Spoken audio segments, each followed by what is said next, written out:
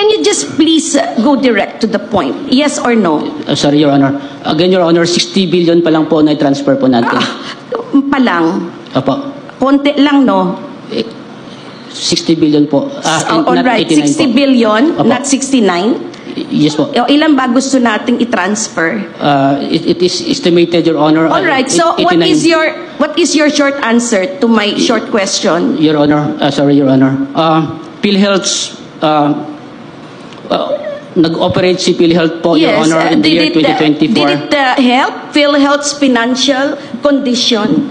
Did it upgrade your financial level when you transferred the 60 billion to the National Treasury? Your Honor, despite the transfer, Your Honor, PhilHealth's investable fund from 498 in December 2023 and versus December 2024, Your Honor, of 492 billion.